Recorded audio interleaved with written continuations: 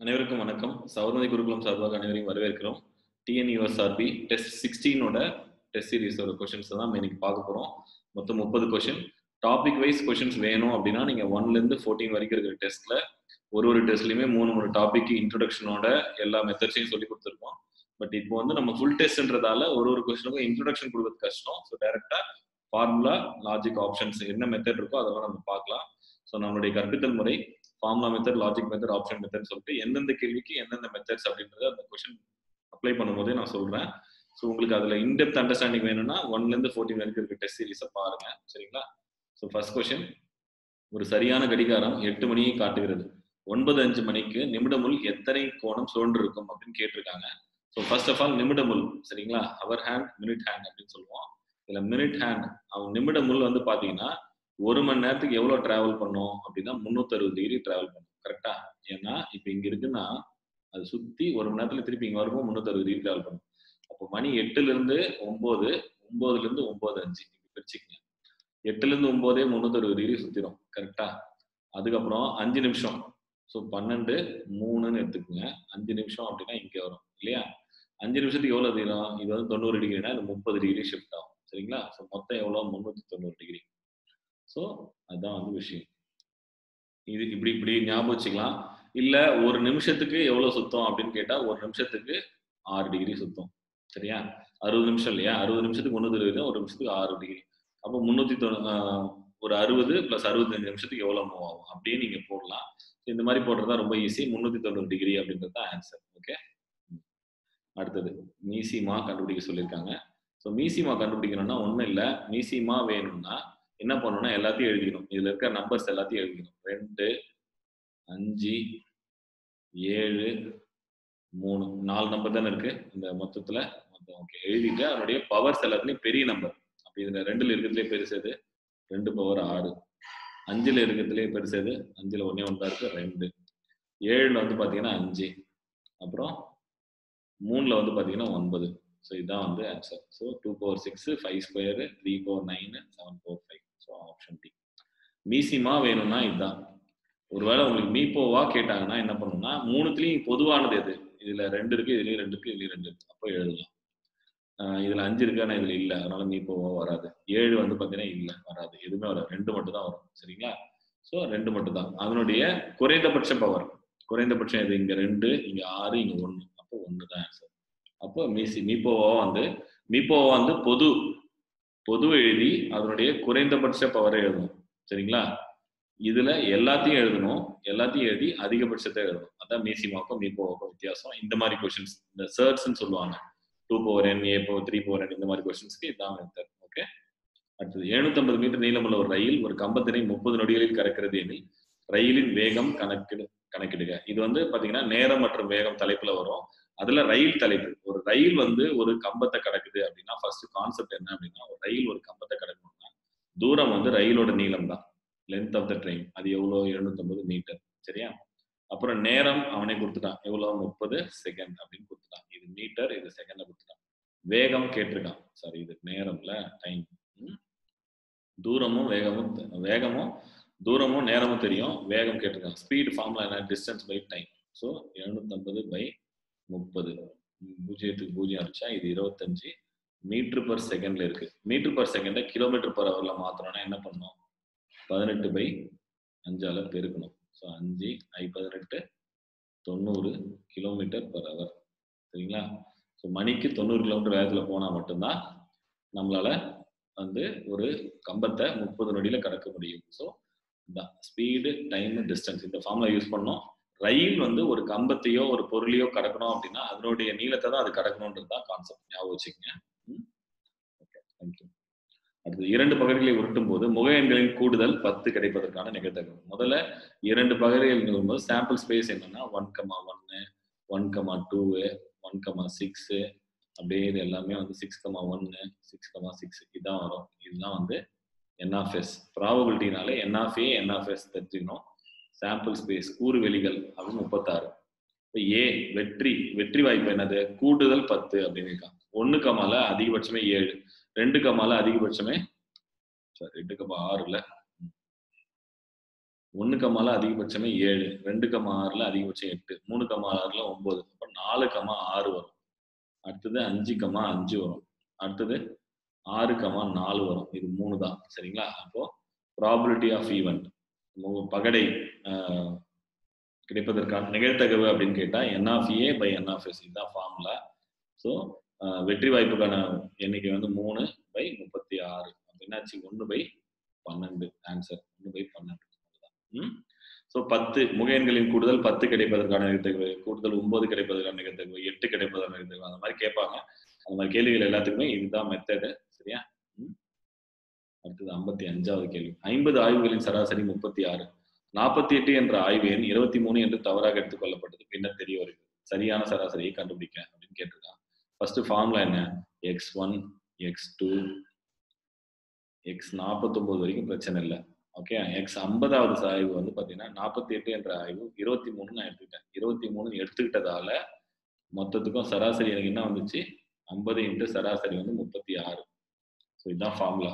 x1 to xn formula வேணும்னா இங்க சைட்ல எழுதுறேன். ஆவரேஜ்லாம் ரொம்ப டீட்டெயிலா எடுத்திருக்கோம். நீங்க பாருங்க அந்த அது எந்த தலைப்புல எங்க வருது அப்படின்னு.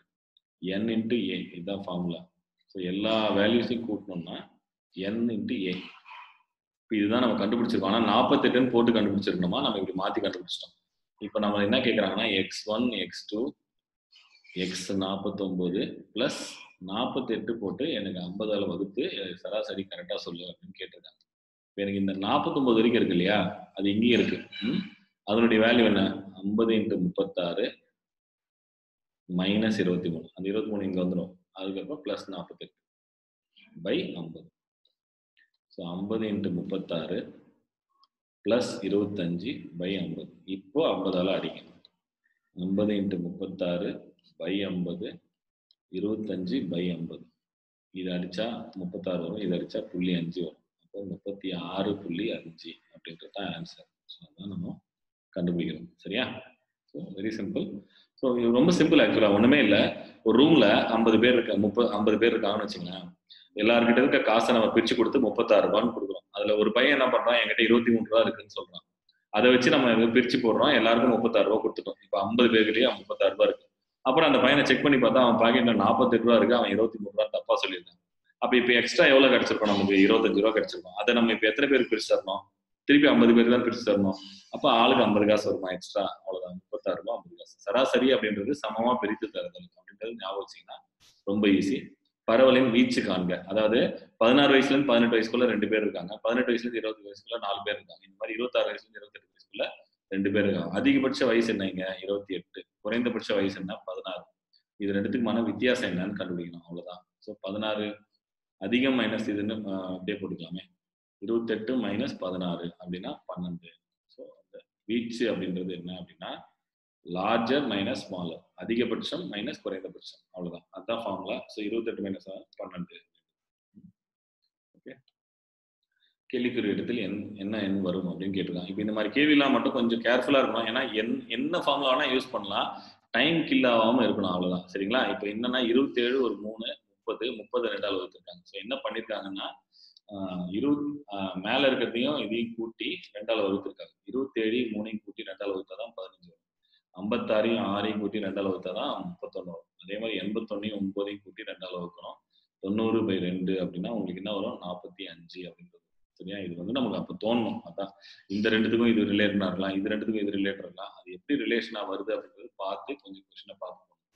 ஏ என்பவர் ஒரு வேலையை 1/4 பகுதி 20 நாட்களில் முடிக்கிறார். அதாவது அவன் என்ன பண்றான் அப்படின்னா 1/4 வேலைய எத்தனை நாள்ல முடிக்கிறான்? 20 நாள்ல முடிக்கிறான்.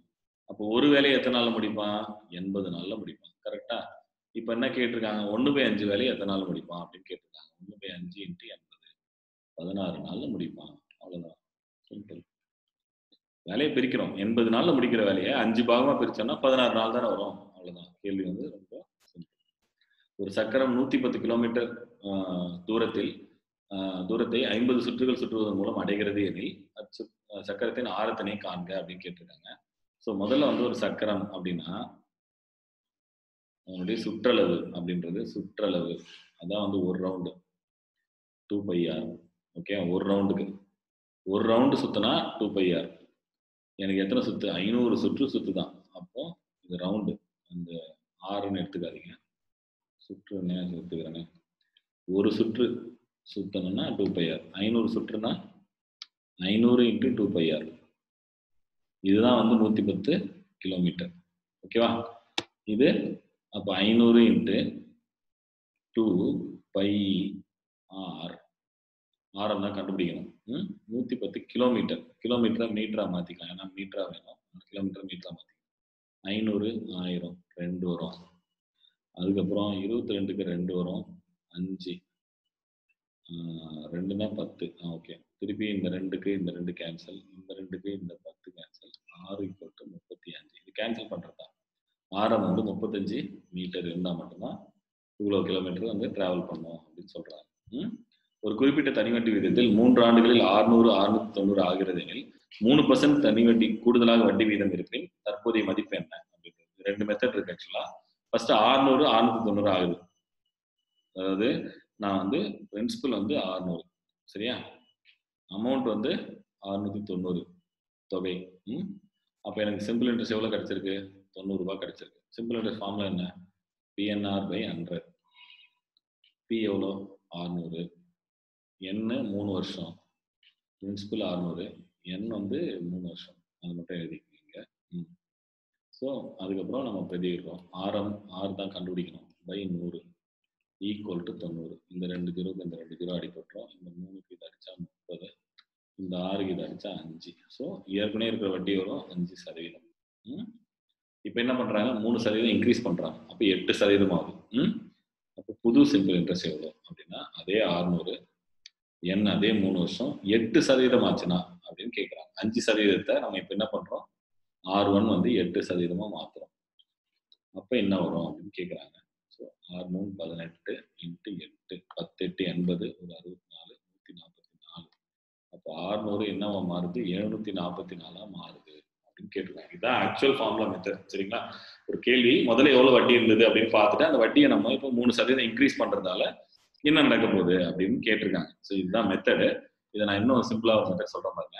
ஸோ இப்போ நீ எக்ஸ்ட்ராவா என்ன வட்டி தரணுமோ அதை மட்டும் நீங்க கால்குலேட் பண்ணா போதும். ஒரு வருஷத்துக்கு நீங்க எக்ஸ்ட்ராவா எவ்வளவு வட்டி தரணும்? 3% தரணும். அப்போ 3 வருஷத்துக்கு நீங்க எக்ஸ்ட்ராவா வட்டி எவ்வளவு தரணும்? 9% தரணும். 1% அப்படின்றது என்ன? 100%ன்றது என்ன? இங்க 600. அப்போ 1%ன்றது என்ன? 6 ரூபாய். அப்போ 9%ன்றது என்ன? 54 ரூபாய். எக்ஸ்ட்ராவா நீங்க 54 ரூபாய் தரணும். ஏற்கனவே 690 ரூபாய் தரீங்க, இன்னொரு 54 ரூபாய் தரீங்கன்னா 744 ரூபாய் வரும். விஷயம் முடிஞ்சிச்சு. ஸோ வட்டி எக்ஸ்ட்ரா எவ்வளவு தரணும் அதை மட்டும் பிரிச்சு கொடுத்துருங்க, முடிஞ்சிச்சு. சரியா? ஓகே.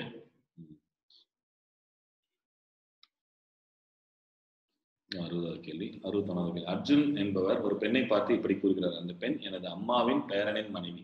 இல்ல பெண்ணுக்கும் அர்ஜுனுக்கும் என்ன உறவு அப்படின்னு கேட்டிருக்காங்க. யாரை பார்த்து கூறுறாங்க அப்படின்றது ரொம்ப முக்கியம். பெண், இதை மைண்ட்ல வச்சுக்க. யார் கூறுறா? அர்ஜுன். அர்ஜுன் என்ன சொல்றான்? அர்ஜுன் ஏன்னு எடுத்துக்கலாம். என்னோட அந்த பெண் எனது அம்மா. ஓகே, என்னோட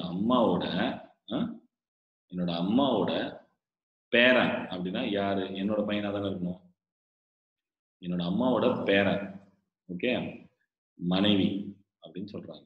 அப்போ என்னோட பையனோட மனைவி அப்படின்னா எனக்கு என்ன வேணும்? மருமகள். கரெக்டா? ஸோ அந்த பெண் அர்ஜுனுக்கு என்ன உறவு அப்படின்னு கேட்டா மருமகள் அப்படின்னு சொல்றோம். அதுதான் விஷயம். ஓகே, அந்த பெண்ணுக்கு அர்ஜுனன் என்ன உறவு? அந்த எனக்கு வந்து மருமகள், எனக்கு நான் அர்ஜுனன் என்ன உறவுனா மாமனார்.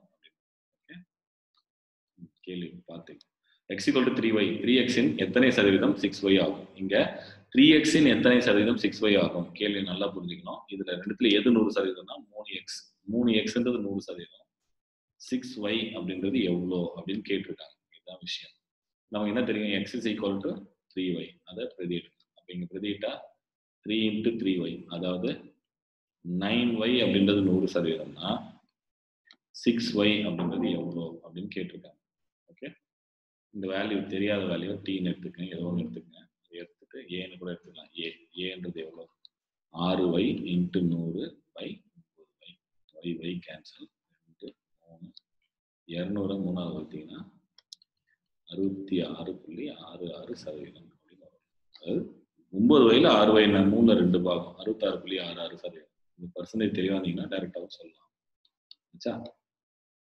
ஸோ 15, 25, 35, 95/5ன்னு கேட்டிருக்கான். ஸோ நம்ம என்ன பண்ணலாம்? 15, 25, 35 ப்ளஸ் 95/5 கேட்டிருக்காங்க. இது எல்லாத்தையும் 5ஆல் வகுத்துருக்கேன். 3, 5, 7 ப்ளஸ் 19ன்னு வரும். ஓகேவா? இதுதான் வந்து இப்போ ஃபார்முலா என்ன?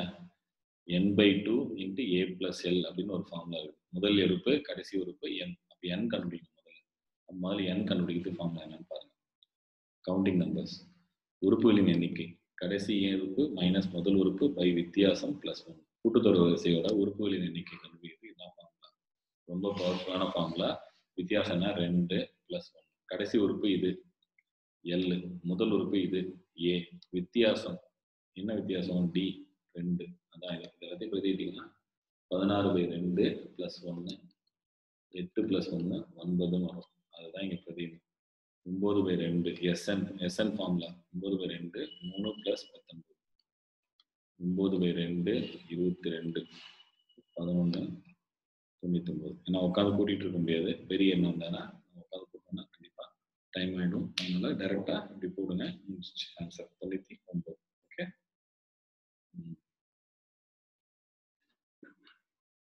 அடுத்தது 64. 5 பெண்கள் ஒரு பெஞ்சில் அமர்ந்துள்ளனர். சீமா என்பவர் ராணிக்கு இடப்பக்கமும் பிந்து என்பவர் வலப்பக்கமும் அமர்ந்துள்ளார் என்பவருக்கு சீமா என்பவர் ராணிக்கு இடப்பக்கமும் பிந்து என்பவருக்கு வலப்பக்கம் அமர்ந்துள்ளார். மேரி என்பவர் ராணியின் வலது பக்கம் இருக்கிறார்.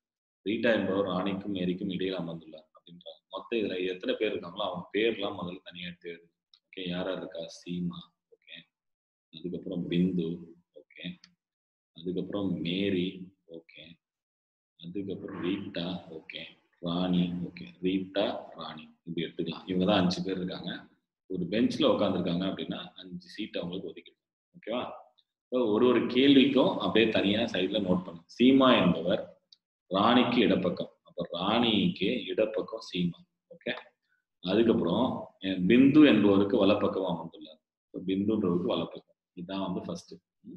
மேரி என்பவர் ராணியின் வலது பக்கம் இருக்கிறார். மேரின்றவர் ராணியின் வலது பக்கம் இருக்கிறார். ரீட்டா என்பவர் ஓகே, ரீட்டா என்பவர் ராணிக்கும் மேரிக்கும் இடையில் அமர்ந்துள்ளார். பிந்து, ராணி, ரீட்டா, மேரி தான் வந்து சீட்டு. பிந்து, ராணி, ரீட்டா, மேரி. ஃபர்ஸ்ட் கேள்வி என்ன? ரீட்டாவுக்கு வலப்பக்கத்தில் அமர்ந்திருக்கும் நபரின் பெயர் என்ன? ரீட்டாவுக்கு வலப்பக்கம் யாரு? மேரி. முடிஞ்சிச்சு. ஓகேவா? அடுத்த கேள்வி. இதை மட்டும் வச்சிருவோம். அடுத்த கேள்வி என்ன? மத்தியில் அமர்ந்திருக்கும் நபரின் பெயர் என்ன அப்படின்னு கேட்டிருக்கோம். மத்தியில் யார் இருக்கா? ராணி. ஏன்னா இதுல மத்தியில் இருக்கு ராணி. அவ்வளவுதான். அடுத்த கேள்வி வேற கேள்வி. ஒரு வீட்டில் நாய்களும் கிளிகளும் உள்ளன. அவற்றின் தலைகளின் எண்ணிக்கை 70, அவற்றின் கால்களின் எண்ணிக்கை 220 எனில் சமன்பாடு என்னன்னு கேட்டிருக்கான். Dog, farad. தலைகளின் எண்ணிக்கை அப்படின்ட்டான். அப்போ டாக் பிளஸ் பேரட் 70. கால்களின் எண்ணிக்கை, நாய்க்கு 4 கால், கிளிக்கு 2 கால், மொத்தம் எவ்வளோ? 220. ஓகேவா? சுருக்குனா 2D + P = 110. D + P = 70. முதல் சமன்பாடு. இது ரெண்டாவது சமன்பாடு. கழிக்கிறோம். டாகோட எண்ணிக்கை 40. அப்போ பேரட்டோட எண்ணிக்கை 30. அவ்வளோதான். கால்கள் எண்ணிக்கை 30 அப்படின்னு சொல்றான். முடிஞ்சிச்சு. ஒரு லாஜிக் ஒன்று இருக்கு, சும்மா பாருங்க. 70மே டாக்னு வச்சுங்க, சும்மா ஒரு எக்ஸாம்பிள். 70மே நாயா இருந்தா எவ்வளவு கால்? 280 கால். ஓகேவா? ஒரு நாய் குறையுது, 69 நாய் இருக்குது, ஒரு கிளி இருக்கு அப்படின்னா என்ன ஆகும்? கால்களின் எண்ணிக்கை 2 குறையும். அப்போ ஒரு பேரட் வந்தா 2 கால் குறையும். கரெக்டா? எத்தனை பேரட் வந்தா 60 கால் குறையும். 30 பேரட் வந்தா அப்படின்ற மாதிரி கான்செப்ட்ல சொல்லுவாங்க. திருப்பி ஒரு தடவை போட்டு பாருங்க, புரியும். ரொம்ப இன்ட்ரெஸ்டிங்கான ஒரு கணக்கு. ஏன் இந்த கணக்குக்கு இந்த மெத்தட் பார்க்குறோம்னா, இது மாதிரி தலை, கால், அப்புறம் ₹1 50 காசு, இது மாதிரி நிறைய கொஸ்டின் இருக்கு. அது எல்லாத்துக்குமே இந்த கான்செப்ட் யூஸ் ஆகும். ஒரு மாணவர் 30% மதிப்பெண் எடுத்து 10 மதிப்பெண்களில் தோல்வி அடைகிறார். ஓகேவா? ஸோ நான் 30% மதிப்பெண் எடுத்தேன் மொத்தத்தில். நான் பாஸ் மார்க்கை விட 10 மார்க் கம்மியாக எடுத்தேன். இன்னொரு மாணவர் 40% மதிப்பெண் எடுத்து பாஸ் மார்க்கை விட 15 மார்க் அதிகமாக எடுத்திருக்காங்க. இப்போ இதை கழிக்கணும். கழிச்சா என்ன ஆகும்? இந்த பி கேன்சல் ஆகிடும். ஓகே, கேன்சல் ஆச்சுன்னா 10% மார்க் அப்படின்றது -25 அப்படின்னு வரும். 10/100 × m = 25. 0 0 கேன்சல் 250.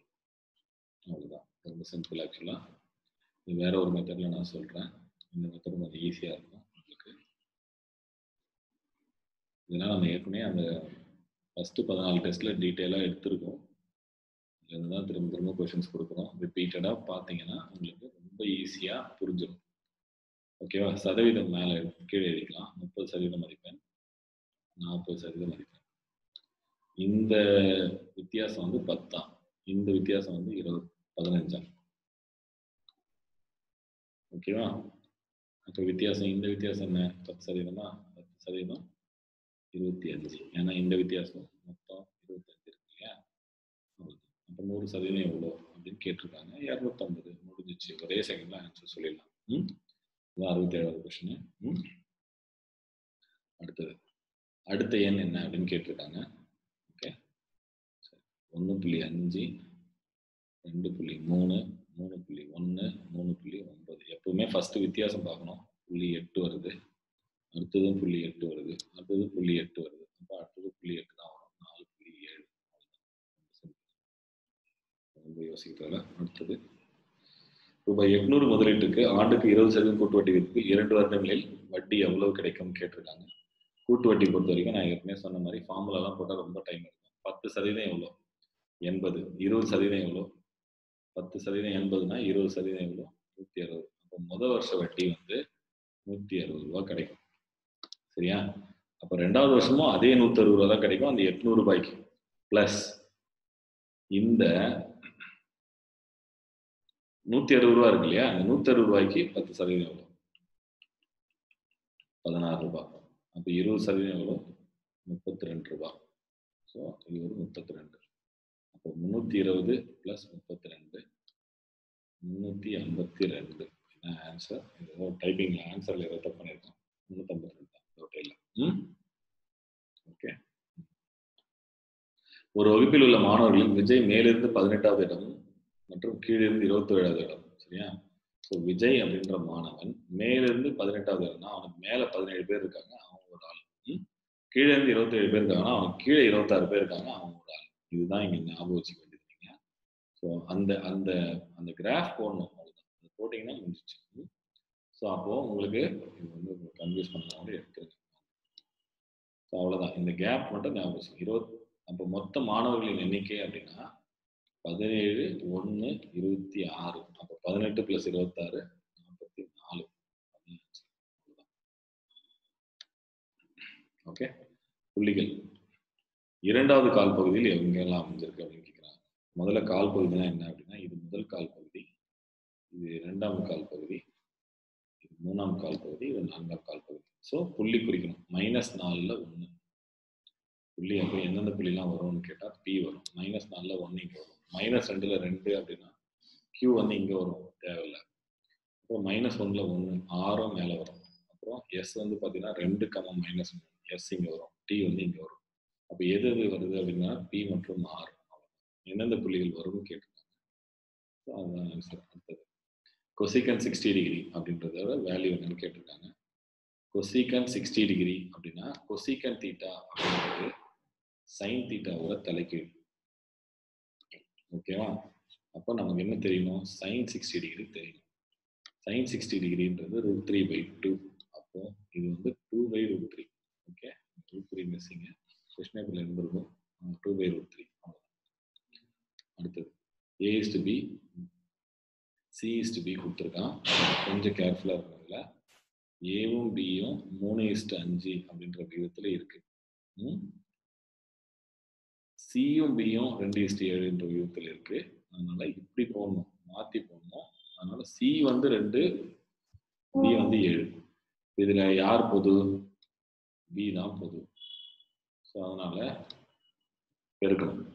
இதை 7ஆல பெருக்கினா இதையும் 7ஆல பெருக்கணும், இதை 3ஆல பெருக்கினா இதையும் 5ஆல பெருக்கணும். சாரி, 5ஆல பெருக்கினா இதையும் 5ஆல பெருக்கணும்.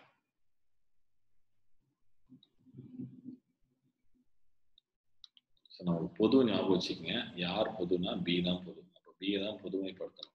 பொதுமைப்படுத்தினா 35. பி வந்து ஒன்றும் இல்லை, அதாவது இவனுக்கு 3 ரூபா தான் இவனுக்கு 5 ரூபா கொடுக்கணும், இவனுக்கு 30 ரூபா தான் இவனுக்கு 50 ரூபா தரணும், இவனுக்கு 50 ரூபா தான் இவனுக்கு 30 ரூபா, இவனுக்கு 500 ரூபா தான் இவனுக்கு 300 ரூபாய், இவனுக்கு 35 ரூபா கொடுக்கும். அப்போ 7 மடங்கு தரும். அப்போ இவனுக்கும் 7 மடங்கு தரணும், 20. இவனுக்கு 7 ரூபா தான் இவனுக்கு 2 ரூபாய், 7 ரூபா கொடுத்தா 20 ரூபா. ஸோ இவனுக்கு 35 ரூபா கொடுத்தா இவனுக்கு எவ்வளோ தரணும்? 10 ரூபா. ஸோ இதுதான் வந்து ரேஷியோ. 21, 35, 10 அப்படின்னு போட்டாங்க. ஓகே. ராஜ் என்பவரின் வயது அவரின் மகனின் வயதை போல் 3 மடங்கு. 5 வருடங்களுக்கு பிறகு 20 வயதின் கூடுதல் அப்படின்னா 90 அப்படின்னா அப்ப என்னன்னு கேட்டிருக்காங்க. So Raj son. Okay, Raj என்பவரின் வயது அவரின் மகனின் வயதினை போல் 3 மடங்கு அப்படின்னு சொல்லிட்டாங்க. 5 வருடங்களுக்கு பிறகு அப்படின்னா R+5 S+5. First formula method போடுறேன். அப்போ 20 வயதின் கூடுதல் R+5 S+5 ஈக்குவல் டு 90. ஆருக்கு வந்து 3S போட்டுடலாம், ஏற்கனவே ஒரு S இருக்கு, plus 10 equal to 90. 4S equal to 80, S is equal to 20. அவரின் மகனின் வயது என்னன்னு கேட்டிருக்காங்க, 20 அப்படின்றது இந்த ஃபார்முலா மெத்தடு. இது பாருங்க, மகனின் தற்போதைய வயது 16ன்னு எடுத்துக்கலாம். ஃபர்ஸ்ட் ஆப்ஷன் எடுத்துக்கலாம், 16 அப்படின்னு எடுத்துக்கலாம். அப்போ ராஜோட வயசு என்ன? சன்னு ராஜ் வயசு என்ன? 3 மடங்கா அப்படின்னா என்ன? 48. 5 வருஷம் கழிச்சு 21, 53 கூட்டினா 90 வருதா? வரல. அப்போ இந்த ஆப்ஷன் கிடையாது. அடுத்த ஆப்ஷன் எடுத்துக்கலாமா? Okay, B. சன்னோட வயசு 20, அப்போ அப்பாவோட வயசு 60, 30, 70. ராஜ் என்பவரின் வயது அவரின் மகனின் வயதை போல் 3 மடங்கு, 5 வருடங்களுக்கு பிறகு. அப்போ 5 வருஷம் கழிச்சு பையனுக்கு என்ன? 25, அப்பாவுக்கு 65 கூட்டினா 90. இங்கே 90 வரல, இங்கே 90 வருது. ஸோ 90 அதான் ஆன்சர். ஆப்ஷன் மெத்தட்ல எப்பவுமே ப்ராப்ளம்ஸ் ஆன் எட்ஜஸ் எப்பவுமே ஆப்ஷன் மெத்தட்ல இதாகும். கீழ்கண்ட எந்த படத்தின் மேல் வைத்தால் உட்பொதிக்கப்பட்ட படமாக இருக்கும்? இந்த கேள்வி பொறுத்த வரைக்கும் நல்லா ஞாபகம் வச்சுக்கங்க. ஒரு கோடா எடுத்துக்க. இந்த ஒரு கோடு எடுத்துக்கலாம், இல்லை இந்த கோடு எடுத்துக்க. இந்த கோடு இங்கே பிரதியிடுமா? இங்கே வரும், இங்கே வரும். அடுத்தது இங்கே வருதா? இங்கே வரல. ஸோ அந்த மாதிரி ஒரு கோடா எடுத்துக்கிட்டு இந்த நேர்கோட்டில் பாருங்க, இந்த நேர்கோடு இருக்கு, ஆனால் இது இல்லை, இங்கே கோடே இல்லை, அப்போ இது கிடையாது. ஓகேவா? ஸோ அந்த மாதிரி ஒவ்வொன்றுத்தையும் பிரதிட்டு பாருங்க. அப்போ இது கிடையாது, இதுவும் கிடையாது. இதில் வந்து பார்த்தீங்கன்னா விட்டுருக்கு, வராது. இப்போ இதில் வந்து பார்த்தீங்கன்னா இதுதான் வந்து இங்கே வந்து இங்கே வந்து இங்கே வருது. ஸோ அப்போ இதுதான் ஆன்சர். அவ்வளோதான். படம் பார்த்து கதை சொல்லுகிறது தான். 3 மற்றும் 9 பெருக்கல் சராசரியினை கண்டுபிடி. பெருக்கல் சராசரினா முதல்ல என்னன்னு தெரியுமா? பெருக்கல் சராசரி ஏக்கும் பிக்கும் பெருக்கல் சராசரி வேணும்னா √AB சொல்லுவாங்க. சரிங்களா? ஸோ அதான் பெருக்கல் சராசரியோட ஃபார்முலா √AB அப்படின்றது. அதனால √3 × 9 அப்படின்னு சொல்லுவாங்க. √27 இல்லைன்னா 3√3 அப்படின்னு சொல்லுவாங்க. பெருக்கல் சராசரி அப்படின்றது 3√3. இங்கே 3√3 இருக்கும் கொஸ்டின் பேப்பர்ல, டைப்பிங் மிஸ்டேக். அப்புறம் இந்த மாதிரி கேள்விலாம் பார்த்தீங்கன்னா ரொம்ப சிம்பிள். ஆக்சுவலாக Q N K இது பாருங்க ரிவர்ஸ்ல போகுது. ஓகே, K L M விட்டுட்டாங்க, JK L M விட்டாங்க, N அப்புறம் OP விட்டாங்க, Q. அப்போ அதுக்கு முன்னாடி 2 வரணும், HI JK, IJ விட்டுட்டு K. இப்போ H தானே இருக்கும், Hல ஆரம்பிக்கிறது எது? இதுதான் ஆன்சர்.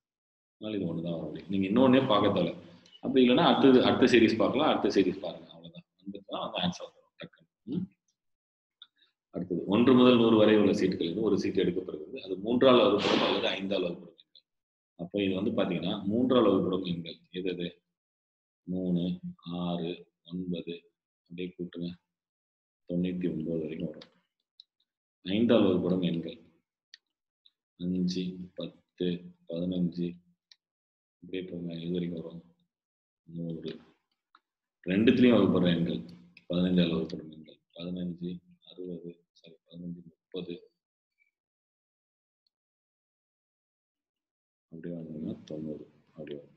ஸோ N(A) மொத்தம் எத்தனை? இதில் அதே ஃபார்முலா தான், ஞாபகம் இருக்குங்களா? இப்போ தான் நம்ம ஏற்கனவே பார்த்தோம்ல அந்த formula. Counting numbers formula L minus A by D plus 1 இந்த ஃபார்முலா அப்ளை பண்ணலாம். அப்படி இல்லைன்னா இது ஸ்டார்டிங்லேருந்து வரதால ஒரு 3 3 33 அதனால டேரெக்டாகவும் போடலாம். என் ஆஃப் பி என்ன 20, N of A intersection B என்ன 6. So N of A N of B minus N of A intersection B ஏன்னா 2 வருது இல்லையா, அதெல்லாம் கழிக்கணும். 33 ஒரு 20 மைனஸ் 6 53 6 கழிச்சா 47. ஸோ 47/100 அப்படின்றது வரும். அவ்வளோதான். ப்ராபபிலிட்டி கேள்விக்குரிய இடத்தில் என்ன இருக்கும் அப்படின்னு கேட்டிருக்காங்க. ஸோ இது வந்து பார்த்தீங்கன்னா இந்த 10 எப்படி லிங்க் ஆகுது அப்படின்னு பார்க்குறோம். 6 10 12 ஆனால் 10 இருக்குது, 8 10 20 26 ஆனால் 4. அப்போ என்ன பண்ணியிருக்காங்க, ஒன்றும் இல்லை, 4த்தையும் கூட்டி -2 பண்ணியிருக்காங்க. அதே மாதிரி தான் 6 10 -2 பண்ணியிருக்காங்க. அப்போ அதே மாதிரி கூட்டுங்க, 4 14 10 12 எல்லாத்தையும் கூட்டி 2 கழிக்கணும். 18 28 30 40 40 2 போச்சுன்னா 38. நிறைய போட்டு பார்க்கணும், அதுதான் வேற எதுவும் இல்லை விஷயங்க. 15 ஆட்கள் ஒரு வேலையை 72 நாட்களில் செய்து முடிக்கிறார்கள். ஆட்கள் வேலை 15 ஆட்கள் 72 நாளில் செய்து முடிப்பாங்க. அதே வேலையை 12 ஆட்கள் எத்தனை நாட்களில் செய்து முடிப்பான்னு கேட்டிருக்காங்க. மனித நாட்கள் அப்படின்றது தெரியணும். மனித நாட்கள் அப்படின்னா 15 × 72 தேவைப்படுது, 12 × x தேவைப்படுது. ரெண்டையும் கம்பேர் பண்ணா 6 அப்போ 90 விஷயம். ஓகே, புரிஞ்சிருக்கும்னு நினைக்கிறேன். ஸோ டெஸ்ட்டு டைம் பார்த்துக்குங்க, டைம் தான் ரொம்ப முக்கியம். அதனால தான் நம்ம வந்து அதுக்கேற்ற மாதிரி அட்ஜஸ்ட் பண்ணி பண்ணணும். ஸோ உங்களுக்கு இந்த மாதிரி சந்தேகங்கள் இருந்தது அப்படின்னா நம்மளோட கூகுள் பிளே ஸ்டோரில் பார்த்தீங்கன்னா வந்து சபர்மதி ஃபோரம் அப்படின்னு ஒரு ஆப் இருக்குது. அந்த ஆப்பில் நீங்கள் கொஷின்ஸ் போஸ்ட் பண்ணுங்கள், டைப் பண்ணி ஆன்சர் போஸ்ட் பண்ண ட்ரை பண்ணுறோம். ஓகே, ஸோ நன்றி. சபர்மதி குருகுலத்தை பற்றி தெரியாதவங்களுக்காக மட்டும் அடுத்த ஒரு நிமிஷம் ஜஸ்ட்டு பார்த்துக்கலாம். ஸோ சபர்மதி குருகுலம் இது வந்து செய்யாறு அப்படின்ற ஊரில் திருவண்ணாமலை மாவட்டத்தில் காஞ்சிபுரம் பக்கத்தில் அமைஞ்சிருக்கு. ஸோ சபர்மதி குருகுலம் அப்படின்னு சொல்லிட்டு ஸோ நம்ம வந்து என்ன பண்ணுறோம் அப்படின்னா வந்து யூபிஎஸ்சி டிஎன்பிஎஸ்சி பேங்கிங் நீட் அப்படின்னு 4 பிரிவில் கிளாஸஸ் எடுத்துகிட்டு இருக்கோம். 4த்துலேயுமே வந்து பார்த்தீங்கன்னா வாரத்தில் 5 நாள் கிளாஸ், 1 நாள் டெஸ்ட்டுன்ற மாதிரி இருக்குது. ஸோ காலேஜ் முடித்த மாணவர்களுக்காகவும் நீட்டுக்காகவும் பண்ணிகிட்ருக்கோம். ஸோ உங்களுக்கு தெரிந்த மாணவர்கள் இருந்தால் சொல்லலாம். பயிற்சி கட்டணம் அப்படின்னு தனியாக ஒன்று வைக்கல. ஸோ என்ன அப்படின்னா வந்து நம்மளோட குறிக்கோள் கல்வி பாரமும் அன்று வியாபாரம் அன்று இலவசம் அன்று அப்படின்னு வச்சுருக்கோம்.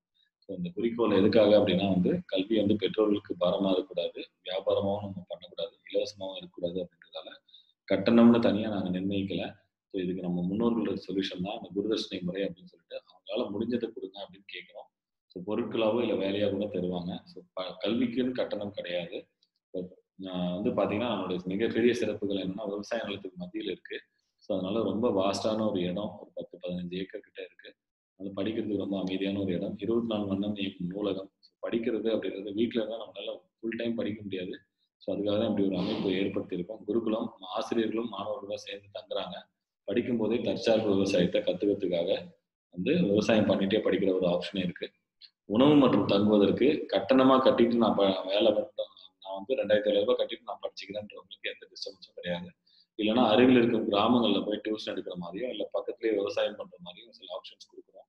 ஸோ அது பண்ணிகிட்டே பண்ணான்னா அவங்களோட உணவு மற்றும் தங்கும் கட்டணம் வந்து குறையும், இல்லைன்னா இல்லாமல் போகிறதுக்கு வாய்ப்பு இருக்குது. ஸோ அதுதான் இங்கே. ஸோ நம்மளுடைய வாழ்வியல் நிறையவே மாறி இருக்கு. ஆண்கள் விடுதி, பெண்கள் விடுதி எல்லாமே இப்போ வந்துருச்சு. ஸோ அதனால வந்து நீங்கள் எங்கே வேணால் படிங்க, வந்து அமைதியாக ஒரு 10 நாள் 1 மாதம் வந்து தங்கி படித்து பாருங்க, உங்களுக்கு என்னன்றது புரியும். ஆக்சுவலாக சபர்மதியோடைய லைப்ரரி ரிசல்ட்ஸ் இது வரைக்கும் ஒரு 40 45 ரிசல்ட்ஸ் வந்திருக்கு. 2017 தான் நம்ம தொடங்கணும் இந்த பயணத்தை. இந்த ஒரு 3 வருஷத்துல 45 ரிசல்ட் அப்படின்றது. சபர்மதி பற்றிய செய்திகள் டிவிலையும் வந்திருக்கு, நியூஸ் பேப்பர்லையும் வந்திருக்கு. நன்றி. ஏதாவது இருந்தால் தொடர்பு கொள்ளும்.